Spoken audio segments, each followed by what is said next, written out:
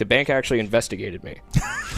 I'm not even kidding you. You'd be coming up with these fat wads. No, I brought in $20,000 worth of 1s, 5s, 10s, 20s, and 50s, and like the occasional 100 in a plastic bag.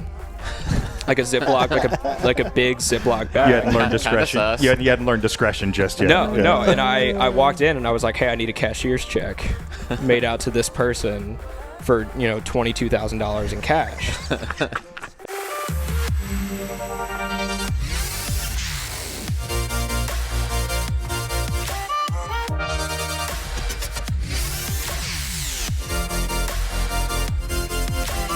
Welcome to the Passion DJ Podcast. I'm your host, Mo Dingo, and with me always is David Michael. Yo. And the one and only Tony DeCero. What up? And today we have a local Ohio artist, Mitch James. Yeah, there it is. Yep. Two first What's up, names. man? How you doing? Yeah, you can't play poker with this guy. He's got two first names. No. Samesies. It's okay. Yeah, just like David Michael. Exactly. So, Tony told us we needed to talk to you because, like I said, you're Ohio through and through. You work with him with PSG, Prime Social Group. Tony, do you want to talk a little about Prime Social Group for those that might not be familiar? It's just a company that throws festivals and concerts all over the United States, based out of Columbus, Ohio. And internationally, right? Oh, yeah. We do a little international. Barcelona, Mexico. Yeah. Kind of dipped our toe in other places. But no, I've been with them since I was like 16. So I've known Tony since I was about 16. So what has been with them? So what did you start doing? Yeah. So I started selling tickets for Breakaway like 15, 16. Just part of the street team, just hustling? So I was just hustling and selling tickets in high school. And about 6 months into selling tickets, I started interning in office. And from there it was just, started doing a little artist hospitality, started, kind of working my way up, and then started working the festivals, and definitely paid my dues. But I got my foot in the door in the music industry and opened a lot of doors with, DJing and what made else. you want to take that step to try and do the intern? Like, what was it about PSG that you saw? You're like, I want to try and get involved with that.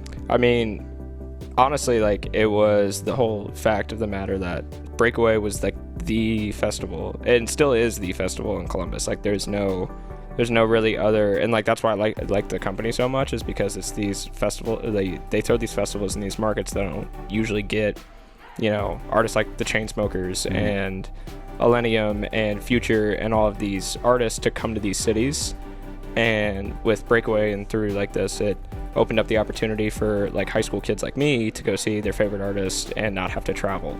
So they're hitting smaller markets with big market talent. Exactly. Okay. Yeah, which is super cool, and I loved the way the company was structured, and I loved everyone in it, and I still love everybody who I have worked with and still work with dearly. So it was just a place that I wanted to be a part of, and met a lot of people through there, and I'm still close with pretty much everyone I've met through. So was your first exposure like going to these shows, or? So I went to Haunted Fest, and that was like before I even knew what PSG was. I snuck in to Haunted Fest. Shh. Dom, you didn't hear that, man. No, yeah. So I snuck into Haunted Fest, and because I was too young. Oh, okay. Oh, so it isn't like you like hopped a fence. No, or anything. like I weaseled my way into the door.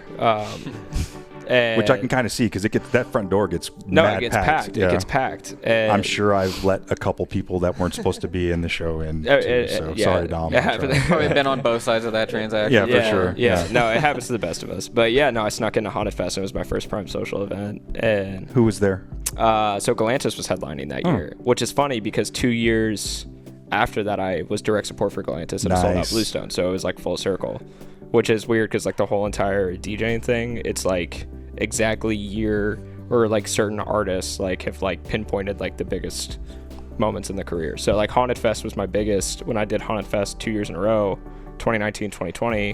2020 was the biggest crowd I've played in front of, and that was also the first electronic concert experience that I had. So it was a cool comeback like moment.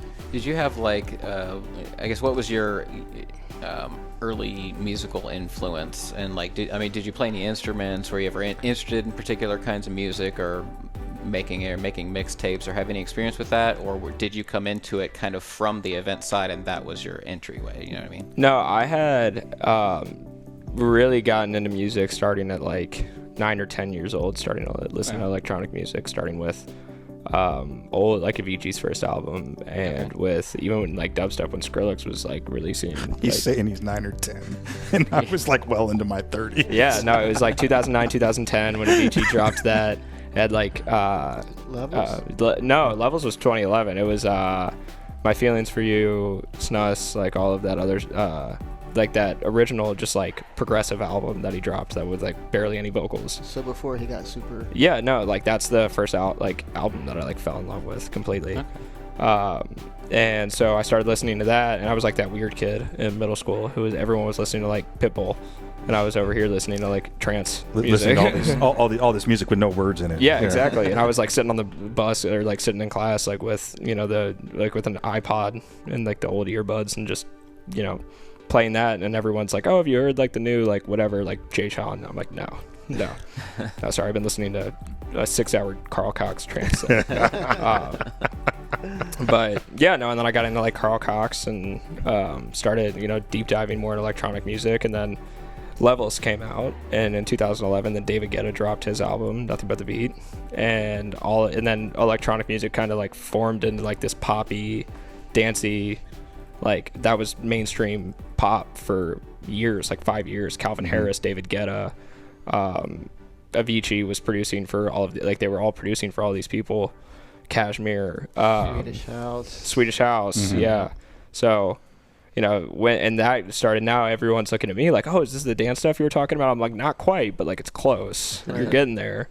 And that just kind of took off DJing. I bought my first DJ equipment. I started like doing stuff with my laptop at like 13. Bought my first little controller at 14, and just kind of went from there. Nice. So did you hear this stuff on the radio first, or were you exposed to it like friend or family, or? I honestly was just kind of looking on YouTube for music, and was just kind of like, who's Avicii? Like, oh, this is cool. And I went on it and played it, and I was like, I really like this. Like, this is weird and new and interesting. So I started doing that, and then I just kept deep diving. What were you listening to before that?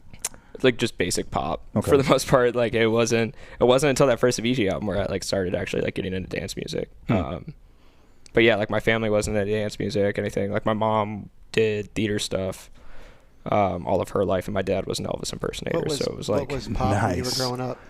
Pop when I was growing up, I mean, like same stuff, like Kesha, like that was like the pop music. That was like Kesha, Pitbull, like those songs, Rihanna. Okay. Like that was like pop music when I was like 8, 9, 10, 11. And then I was born in 2000. So that was my clubbing days. Yeah. And that was my, like I said, dead smack in my 30s in the middle of my military career days. Yeah, no. So that was me growing up, and then like 2014 was when I really started like getting really, really into it and trying to mix it. And then sending emails to people like, hey, I'm a DJ. And they're like, how old are you? 14. No. Sorry. Yeah. So was it just the music itself that made you want to take that next step into becoming a DJ? Well, yeah. Like watching like live streams of Ultra actually was like the first thing. I was like, I want to do that. And it's crazy because this year I got to go to Ultra for the first time and like see Miami Music Week. Yeah, we were just talking about that. Yeah, like for the first time ever. Like I've been old enough to actually experience Miami Music Week fully. So I was like, this is insane. But no, I started watching like Martin Garrix's 2014 Ultra set actually. He was what, like 16 or something, or Martin Garrix? when he first came on the scene? In 2014 at his Ultra set, I think he was like 16, 17 years old playing Ultra main stage, which is nuts. Yeah, that's shocked, but yeah, no, that said, I was like, whoa. I was so blown away by him last year.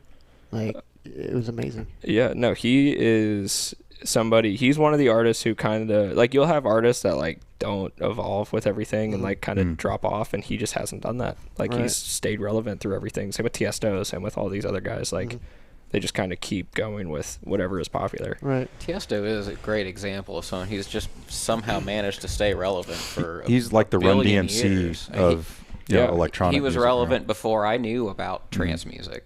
Yeah, no, he's like, I mean, the dude, I think he played at the Olympics in like 2000. Yeah. So like going from that 22 years later, now still playing Ultra main stage and still playing at these huge festivals is ridiculous. And then being relevant across multiple generations as well. Yeah, no, it's and styles.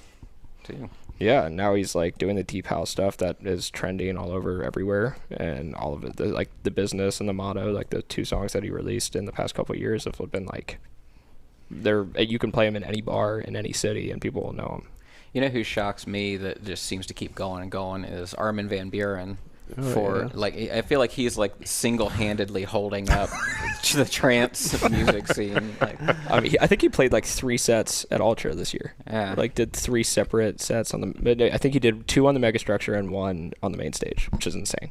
I mean, I used to give him a hard time for playing that fluffy unicorn, rainbows and unicorn trance music and stuff. But God bless him for still doing it. Yeah, I mean, he's still killing it. I mean, great artist through and through. So you said you were 14 years old and sending out emails saying, "Hey, I'm a DJ." Yeah. Well, tell us what that was like. I mean, honestly, it was a lot of, I didn't really get, so Jeff White at Prime Social, this is what like kind of brought me to PSG, is when I was sending out all these emails, Jeff White was the one who emailed me back, and I was like, hey, I'm a DJ, and at this point I'm like 15, and I'm like, I was on spring break in Florida, and I get an email back from him and he's like, yeah, I would like, we're not looking for any DJs at the moment, but like we're looking for people to like, if you want to like sell tickets, if you want to be a promoter. And for me at 15, that was like the coolest thing ever. So I was like, absolutely. And I'm in the industry. No, like it was my foot in the door. I was like, okay, this is sure. awesome. I'm going to run with this and I'm going to do as much as I can with it. And then I started selling tickets, and that was at that time we had to collect cash for tickets. So I was like driving around, as soon as I got my license, I was like driving around to people picking up cash, and then bringing that to the bank. The bank actually investigated me. I'm not even kidding you. You'd be coming up with these fat wads. No, I brought in $20,000 worth of 1s, 5s, 10s, 20s, and 50s, and like the occasional 100 in a plastic bag. Like a Ziploc, like a big Ziploc bag. You hadn't learned discretion. You hadn't learned discretion just yet. No. And I walked in and I was like, hey, I need a cashier's check made out to this person for $22,000 in cash. And these people look the at me like he's 9-1. Yeah, no, so it's funny because they're like, oh, like what are you doing, like whatever. They were asking me questions, and you weren't even thinking about it because you were working. No, yeah. I was like, oh, this is probably totally normal to them. So we went back to the bank, that same bank, like it's the bank right down the street from my house, and same guy's there. He's still like, he'll still call me Ticket Kid, because every time he sees me, he's like, we actually like opened up a file on you and started like digging in on research, and they looked at your social media, they looked through everything, and we're like, oh, he's just selling music festival tickets. Yeah. Like he's literally just selling tickets. Yeah. We were selling peanut M&Ms, and you're selling fucking breakaway tickets. Yeah. That should have been your DJ name. Ticket Kid. Ticket Kid. Yeah. That's actually, it's got a ring to it. Yeah. No, the DJ name thing though, like I don't know why, like. So share that with us. We were talking a little bit off camera before that. So, most people like have a name that's not necessarily close to their name, and unless your name is David Michael, Correct. But so how did you share that story? It was the same thing with PSG. I was got booked on a silent disco for this Pepsi Music Factory event that we did with Carnage and Cheat Codes and a bunch of other people. And St. John. It was my senior year of high school, and it was the first time I had actually been billed at a PSG event, and I hadn't really like thought about like a DJ name or anything like that. But did you have a bomb ass photo shoot done already? No. Okay. I had that's Tony. Number one step. Tony says bomb ass photo shoot. So I did that actually right after, because I was like, oh, okay, well, so it's like 3 weeks before the event. He's like, hey, like, do you want to do the silent disco? Like, I was opening up the silent disco. There were maybe 4 people there. And he was like, do you have a DJ name? I was like, no. And he goes, what's your middle name? And I was like, James. And he goes, Mitch James. That's your DJ name. It's on the bill. I was like, you were like, great. Don't I have any say-so in this? I guess I just didn't have any say-so. So I was like, all right, I'm going with it. Cool. That's fine. And that kind of, and I just stuck with it. And it's recognizable. Yeah, absolutely. But it's funny now because people I meet, who I met through school, who I met through the industry, like if they don't know me personally, but they see like a visual behind my head and whatever, like they're like, oh, like no one knows my last name. So people will make checks out to Mitch James. People will like there's been so many like issues that have happened with that, that now I'm like, I really should have just like used my last name and sounded like I still was selling insurance. Maybe you surprise could people. register Mitch James LLC, and then you could still cash those checks. True, I could do that. I'm pretty sure there is another Mitch James, but it's like 2 words, and mine's 1. So I don't know if that's like copyright infringement, but we'll see. If I get a letter, like if you see me switch my DJ name, you know why. So what do you like to play music-wise, stylistically? I've kind of switched over the years. Like honestly, like I started with Big Room because that was like Big Room. I started with trance actually, and then I went into Big Room because Big Room started popping off in like 2013, 2014. Yeah. So when I actually like started doing stuff on laptop and with a controller, it was Big Room. And then I switched more into like bass house after that, and then like melodic dubstep for a little bit. And I've done a little bit of everything. It also kind of depends on like the room I'm playing. But now, honestly, like I love, like my favorite genre to like screw around with now is like Lane 8, Rufus. Like I love like the deep melodic progressive house. And Juno Deep. Okay. And Juno Deep. Like I Yeah. love that stuff. Now we're talking. And it's like as I've kind of like listened to a bunch of different genres of electronic music, I find that like that's like those are the sets that I've seen at festivals that I enjoy the most. That's the music I like playing the most. And then obviously, like honestly, like my one other genre besides that I like playing is that new, like we were talking about off camera, the new like Morton David Guetta sound, like the future rave, because it does have a little bit of like trance elements to it.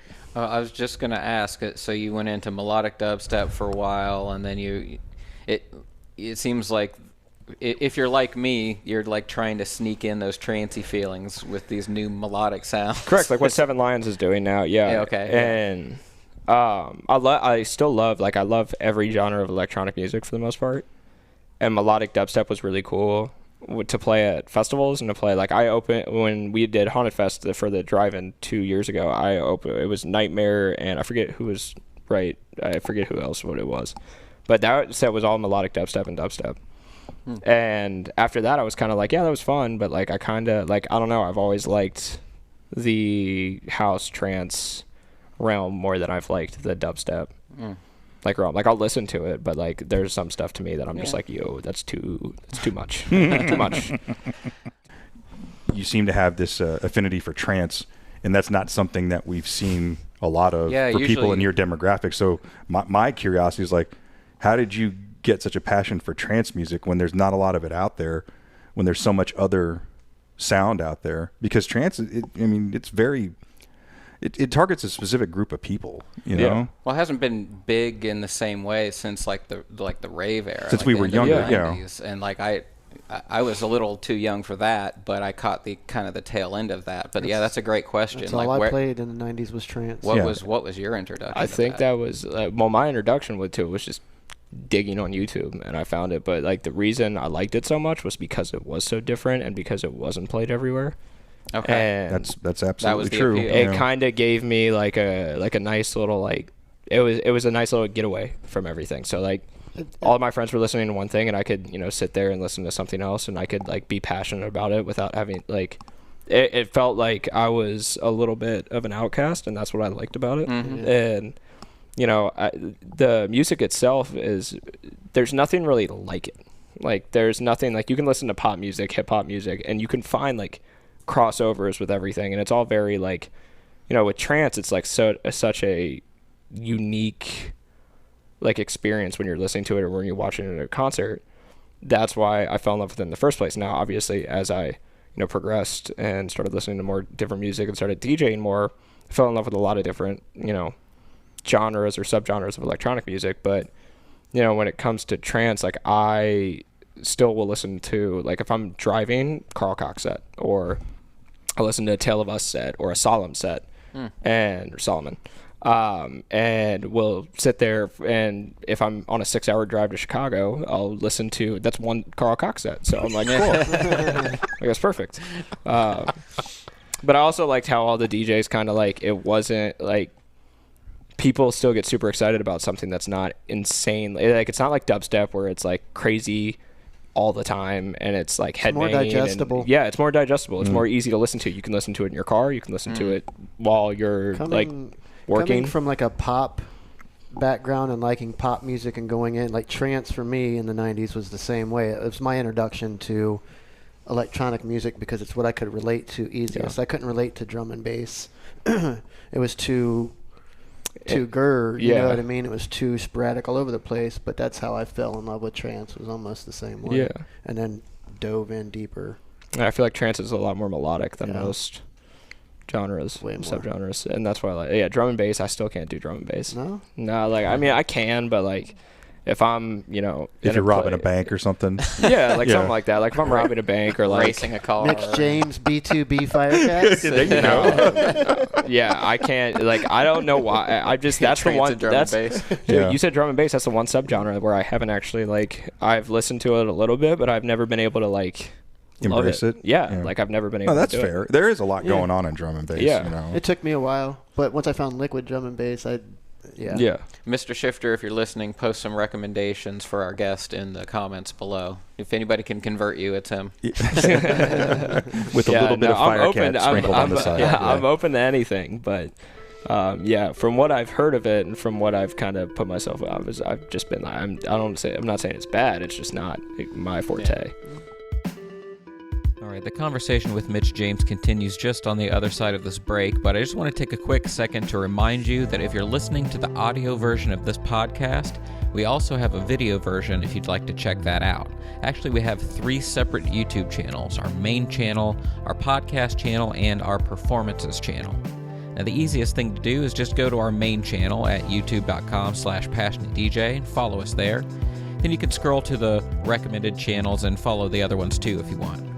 Now, on the Performances channel, we've posted an exclusive Mitch James DJ mix, which you'll certainly want to check out. And of course, don't forget, we also have merch. So head on over to passionatedj.com/merch to get a Passionate DJ logo shirt or one of our custom designs, such as Deep House is for Lovers.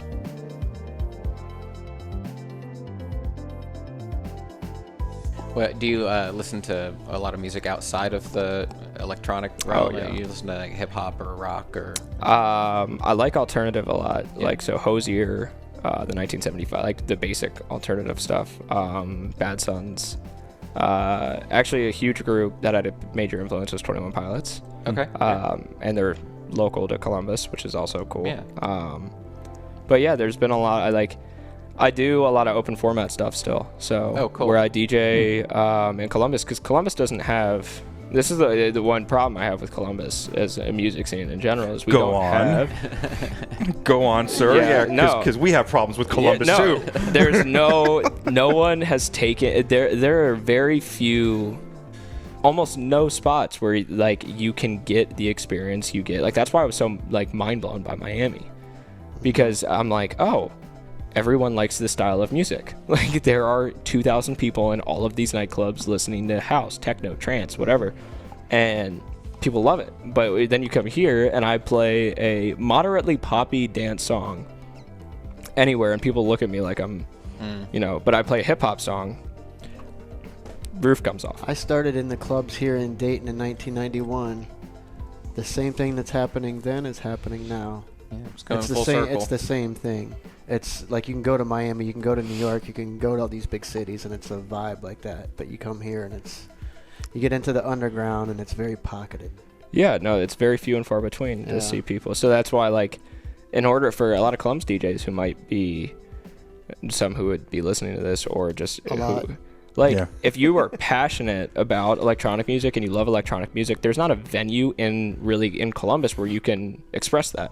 So if you want to DJ in Columbus and you want to pay your rent from DJing, you have to play open format. It's the only way to do it in the city. Are you familiar with a place called The Cave that they just started? I am actually not, no. So Aaron Austin, do you know Aaron Austin? Yeah, I do know Aaron Austin, yeah. Very good friend of ours, the podcast, him, Toby, all those guys, they're all run 614. Yeah. My buddy Nick, they have a place called The Cave. It's in the basement of a place, but it's like 150 people, house music, deep. It's a vibe. I should connect you with. No, I would love that, because that's something that like we don't like in places like Miami, obviously they have that's more of the culture there. Dance music is more heavily ingrained there than it is in Columbus, Ohio. But I know it's like even places like Charlotte, North Carolina, or like other places that pop up across the U.S., like they actually have very, very good dancing. With Columbus, though, it's like hard. It's very, very. It might also be because of Ohio State, or being right in the middle. It's a very big college. It's a very big college, so they really like the progressive, big roomy stuff still. Yeah, the mainstream, which I don't have a problem with at all. Like when people are like, "Oh, that's not underground enough for me," I kind of laugh because I'm like it's still like it might not be underground enough for you, but it's still dance music. Like it's still like when people get annoyed when anyone is like, oh yeah, like he only plays like Tiesto tracks, or he only plays Martin Garrix tracks. I'm like, it's still dance music. Like I still have fun listening to it. I still love listening to it. You got to start somewhere. Yeah, and you have to like there's no issue with that being popular. I'd rather have that be popular than have to play top 40 all night long. But being able to kind of like experiment with dance, which I like, because I think people are curious about it. Because if I am at a place like I DJ at Town Hall in Columbus, which is not a nightclub, but it is a great spot. It's like a newer spot in Columbus, so it's not even 2 years old, and it's a very open format style. And EV, I'm sure you know EV. He sends me this playlist the first time I'm looking at it, and I'm like, so like the playlist literally went like Jonas Blue, Kungs, like This Girl by Kungs, like the song that went viral, and then it was like Ramblin' Man, and then a bunch of Michael Jackson tracks, and then so it's the most like extreme open format that I've ever seen in my life, but I have so much fun with it because I can. So like a wedding almost. To an extent, yeah, but it's also it's an interesting place because at around 10, 30, 11, you can start bringing it up, and then that's when you can get away with playing, dance tracks. And when people hear you at a place like Town Hall, which doesn't have any production, doesn't have any crazy lights, play a dance track or a dance remix of a song that they know that's not mainstream, people freak out. And that's the best crowd reactions I get. Like I'll play Miley Cyrus and everyone will look at me like I'm an idiot, and then I'll play a dance track that nobody knows, but like it sounds good, and people will go nuts. So I think the curiosity is there. I think we just don't have. That gives me hope. Yeah, right. And you kind of answered a question I was gonna ask you, because Tony talks about when he used to play open format back in the day, and if he played anything remotely close to a dancey track, something that wasn't on the playlist, like the manager was like, no. Before 12:30, once they're drunk and they're grooving, you can get up to the 126, 127s and start combining a little bit. Yeah, it was. I mean, the same thing back in the 90s. It was the R&B and the hip hop and your I don't even remember what was popular as far as like pop back in the day, like 112, Salt and Pepper, all that type of stuff. But then 130 hit. Now you're talking about Rosala, Everybody's Free, and whoop, there it is, and all the 130 and above going into some of that. And that's what I'm still playing now at Town Hall. Like that era, like that era of music, those like 5-10 years. That's still what they want to hear at play. And just everywhere. And I'm starting to notice that at weddings, like the new old school is like that. That era, like anywhere from now, it's scooted up from like the 80s. It's up to like the late 90s and up to like 2010. Like that's the old school now. Yeah, it's starting to be the old school now. So we're classic. Yeah. So because what was it? I started dropping all this Timberland stuff one night, and like people just started losing their shit, and I was like, I guess I know where I'm going. No, that's a great. Wow, I'm gonna have to use that. Yeah, all that Timberland era stuff when he was doing collabs with everybody, that's starting to hit now. That always worked. I think people have just forgotten. Oh, I have. I never forgot. I would agree with that 100%. I think people. Like that's why I like going through like all my old playlists when I used to, because like I said, I am very broad when it comes to like genres of music that I'll listen to. But obviously, like when I was 11 and 12, I was still listening to the dancey pop music. And then when I'm in front of crowds, like at places like Town Hall or at even like college bars or wherever, I'm like, oh yeah, I forget they grew up at the same time as me. If so I play this, you're pertinent. You were an actual vessel of like what's pertinent for this crowd right now. So like I'm like, oh, I remember this song, but like it might not be on this playlist, but I remember this song. Let's see if everyone. And then like you play it, and everyone's like, I haven't heard this song in 5 years. I'm gonna scream it. And that's why I like. I mean, and that's where like why I honestly do like playing open format is because I can get away with playing anything song. Yeah, like I can play whatever. Like it's obviously you have to follow like a set. Like I can't walk into like a relaxing dinner scenario and drop some Slayer. No, I can't. Or like I can't play like a bunch of trance or techno music because people are gonna look at me like I'm certifiably insane. Right. But you're smart enough to know that. Yeah, though. exactly. Yeah. Exactly. So it's, and it also has probably made me honestly a better DJ being able to play open format because you're thrown into these rooms and you're like, it could be insane and everyone loves dance music on a Friday. And on Saturday, everyone loves like pop or alternative or hip hop or whatever genre that crowd is more invested in. It depends on the night. Yeah, and it only takes maybe 7 to 10 people to sway that needle. Yeah. In any given direction. You get one table standing up, buying bottles and screaming songs. Everyone else is kind of like, I want to do that. Mm-hmm. I'm playing for those girls right over there. Exactly. But yeah, no, I mean, I think hopefully within the next like 2 to 3 years, the dance music scene ups itself a little bit here. Gives DJs a little bit more freedom to play in front of crowds that I think in this city, we have a lot of talented DJs that don't necessarily have the outlet to show that. Mm-hmm. So they have to go different places, and that's why you see a lot of these DJs like traveling a lot. But yeah, and it's also hard to make money if you're playing house music in Columbus. You have to go other places if you want to get paid to play a lot of house music or just electronic music in general. You have to either play at a college bar where you're playing progressive house the whole time, or you have to go to a different city. So, given your age, like looking at like our era, we're all, 30. Are you 40 yet, Dave? Not yet. Yeah. I'll turn 39 this year. Yeah. So like, we'll just say for argument's sake, 40 plus. Like looking at what we went through and what we did, and like working with us and learning from us and talking to us. Like, what do you see as the difference between like your generation of DJs and what we and the guys that came ahead of you? It's almost like 2 generations. Really. Do you want me to give the honest answer? Yeah, for sure. Edit this out.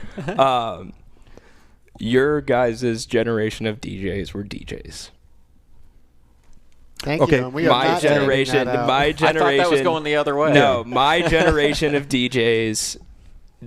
I'm not going to say it's everybody at all, but keep in mind, you guys were like when you guys started, social media wasn't a thing, Instagram wasn't a thing, TikTok wasn't a thing, whatever. So these DJs now, they're not only music artists, or even if they don't produce, they're not only DJs, they're a brand. Yeah, exactly. You have to brand everything, but there's also a flip side to that where people might be a brand and then decide they want to be a DJ.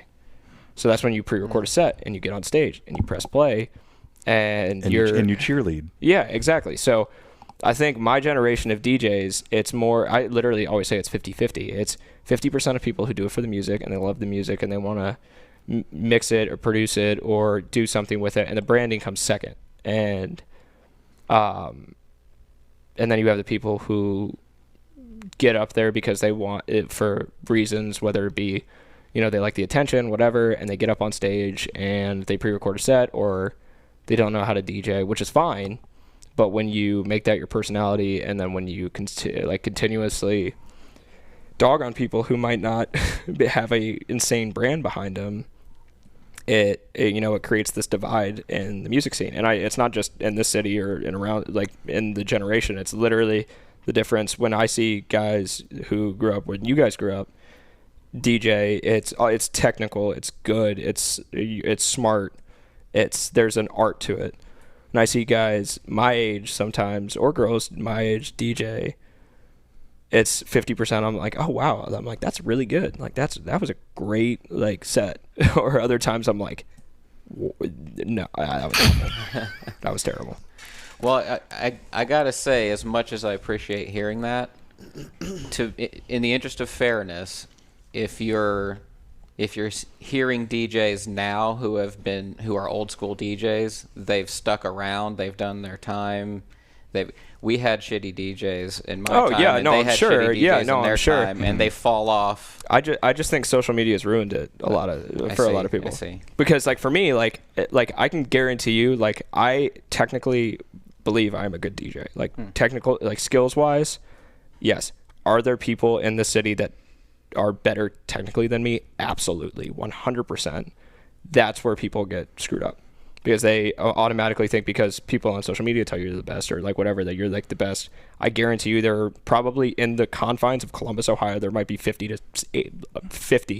better technical DJs than people who are headlining at all of the clubs or bars in Columbus and have all their residencies there. But it's all marketing yourself. It's all connecting yourself. It's all knowing the right people that gets you Branding. to that point. Exactly. Selling tickets. I was... before PSG, when PSG came in, I was direct support for all of Disco Donnie's shows. Direct support for David Guetta, Vici twice, Tiesto, David Guetta on Thanksgiving night at Bluestone in front of a sold-out crowd. But like after a while, like I wasn't that guy because I'm not that guy. Yeah. You know, so. And that's it's a weird. I've seen that with a lot of people that's happened to, like people who were direct support on festivals like 5 years ago who dropped off the face of the earth, and it's either because they're done with it, they're just like I'm not doing this anymore, or it's because they didn't like. There are a lot of guys that don't want to do the branding side, which is understandable.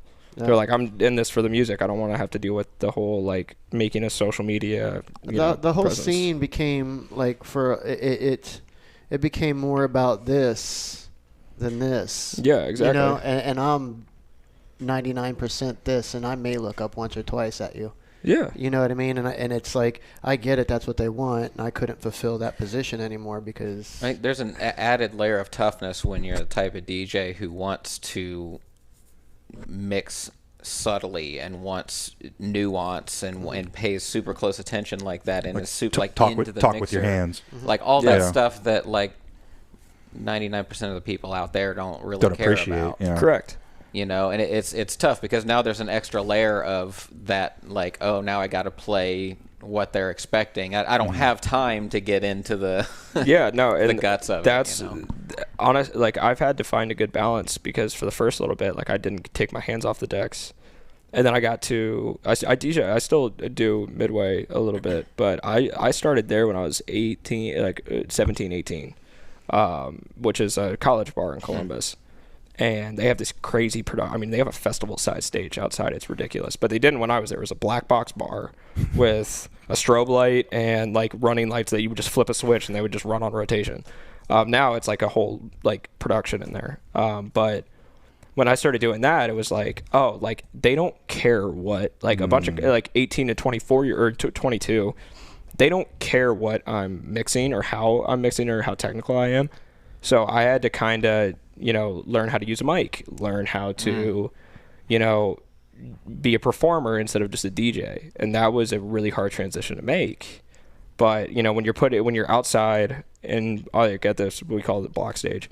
But when you're outside and there's 1,200 people in front of you and they're all in that 18 to 22 demographic and they all want to hear the songs that they hear every time, but you want to play a certain thing, you have to kind of please both. Yeah. So putting new spins, but also being a performer and you know having the CO2 and like getting up on the table and talking in the mic and getting everyone excited, like finding the balance of that is super difficult. So for a while there, it was like I don't want to take my hands off the decks, but after a while, and then I had to transition into okay, like I still have to be good at what I'm doing, but I can't just stick on the decks the whole time. And is that when you learned to count to 4? Yeah. No, I think it's funny that I feel like I feel you guys will probably all understand this. As a DJ, you have a weird sense of how much time you have left if you are not touching the decks. Like you could not be looking at anything. You could just be listening to a song, and I know immediately I'm like, okay, I have about 45 seconds left of this track, or like you just like inherently know how much time you have left without even looking at anything. And I think we kind of had to grow up with that because the only thing you could really look for as a point of reference is the grooves. Yep. When you see, that's ridiculous to me. That's ridiculous to me because I'm thinking about that. Like Like, okay, and this is like when people like shit on laptop DJs, I'm like, yeah, but like also like I started on a laptop and a Newmark controller, so like that's how I started. I mean, using the technology that was available to me, and it was cheaper than buying turntables and vinyl. And for a 14-year-old where my only income was Christmas and birthday money. I started on a laptop. Yeah, no, but like that's the thing is like you can still DJ with a laptop and be a good DJ, like a good technique. But where you fall into the trap is, there's an auto mix feature on Rekordbox. Yeah. There's a, it is very easy to just make a set on Ableton now. It's very easy. It's almost too easy to make a set on Ableton or anything else. Yeah. So we've asked other DJs this question, and just kind of want to get your take. So you talked about things like auto mix and all that stuff, and I think we all agree, as far as the three of us, like they're tools. Yeah. And we've had DJs come on here and just vehemently say, it's a tool. If they don't like it, fuck them. Shout out Mr. Shifter. But how do you feel about like these?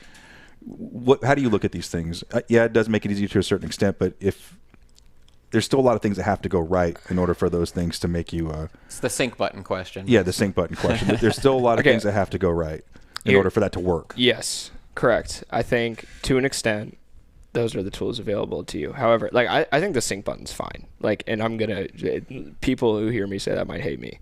But I think the sync button is fine because you can actually, the way you can drop tempos, raise tempos, and do it with the same songs and make cooler transitions out of them is really cool. So if I'm taking a song that's 126, I want to transition it to the original vocal track of that remix at 98. I can bring the 126 down. I can start the 98 track at 126, match them up, and then bring it down, and it'll go with each other, and that way it's an easier transition. But what I don't like I don't think there's any need to sync house music. It is what it is. It is what it is. Like I don't think you need to hit sync if you're mixing 127, 126 and 126. Like if you can't beat match a little bit and like at least adjust a little bit, like there's an issue. But do I have a problem with? I do. Obviously, in this day and age, too, half the times people are pre-recording or auto-mixing is because, especially big-name DJs, their visuals are time-coded. Right. Mm-hmm. So with that, I'm like, okay, like obviously when you're playing at a crazy festival, they want you to play the song. You have 60 minutes to play all of your biggest songs and all of your new music and have outstanding visuals because that live stream is going to be watched and the festival is going to be watched by millions of people. Okay. Play your set and do the visuals, and that makes sense because in that case you are also building a brand. It's like, those visuals were ridiculous. But when it's club DJs or people doing small intimate stuff, and if you're pre-recording a set or you're auto mixing, in that case I'm like, then why are you plugging your phone at that point? Yeah, what's the point? Yeah, plug in your phone, play a Spotify playlist, hit shuffle, trying to get those steps in, man. Come on. I will say I'm pretty sure DJing has built my metabolism and also taken years off of my life with lack of sleep. But I have no problem. I know a bunch of DJs who, have experimented with it. And I personally find the whole art of it being doing it live. So even if I am using sync or if I am using something, I do it for a purpose, not just to make it easier on myself. So, what's next? I mean, you're fairly young, and you've had a pretty decent career so far. You can't even rent a car yet. No, I can't rent a car. Yeah. Well, they charge you an underage fee. I have had to rent a car once. They charge you an underage fee, but you can still rent it. It's just really expensive. It's unnecessarily expensive. I'd rather just Uber. But with you being so young and you've already had a lot of experience, like, where are you going next? That's a good question. I mean, I love what I do now, both in the music space and the other side of it, doing, helping out with artist management and with Breakaway in general and Prime Social Group. I love that company, and I love building music festivals, not necessarily being the one on stage. I also love DJing. It's, why I got into this industry in the first place. So I don't know. I think we'll see where it goes.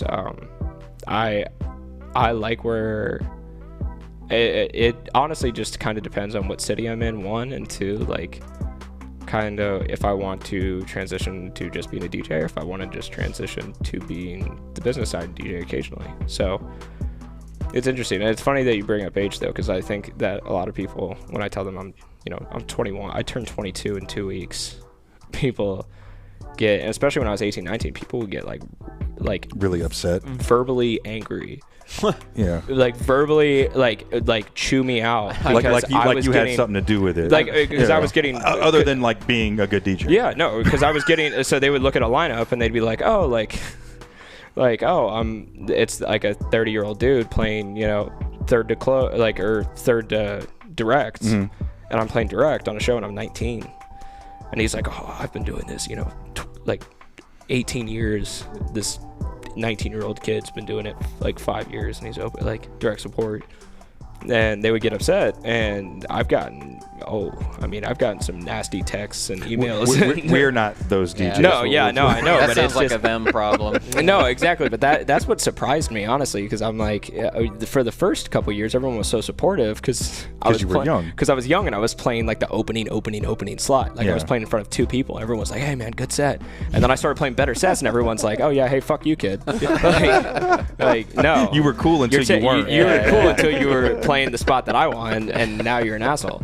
So I had to kind of get a chip on my shoulder a little bit and kind of present myself in a way not as like a wide-eyed kid anymore. I kind of had to like snap out of it and be like, wow, okay, people don't like the fact that I'm that young. People might act like it and be like, oh, that's really impressive, and then they'll turn around and be like, that's mother. Yeah, it's like, oh, that mother. I got needles older than this kid. Yeah, I've heard that one actually. They're like, I have decks older than you. I'm like, well, yeah, no, but I kind of had to just get a thick skin with that stuff, because when you like, a lot of guys who I like looked up to for a while, not even just in mostly in Columbus, but like when I started like actually playing bigger shows and playing festivals and doing everything, I would hear things and I'd be like, oh, I don't know about that. Like, I don't know. I've never like, talked what? to this kid before. And then I meet him in person. I'd be like, hey, man. And like, they would look at me like with this, like, just distaste. And I'm like, dude.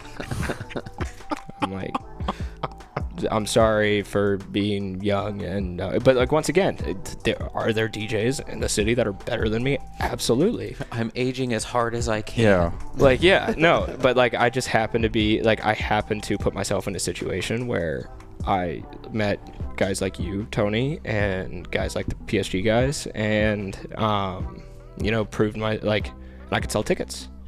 And as much as that sucks to hear for some people, like, when you're starting out as a DJ, you gotta sell tickets. You gotta get people in the room, and people will, and then prove yourself in that aspect. And then once they trust you with that, then it's like easier to do it. Because if nothing else, you've proven you can sell tickets. Right. Exactly. Yeah. That's huge. It's huge. It's huge. Bottom line. I mean, and that's the thing. Like, I think there's a line that has to be drawn between like being an artist and being a promoter.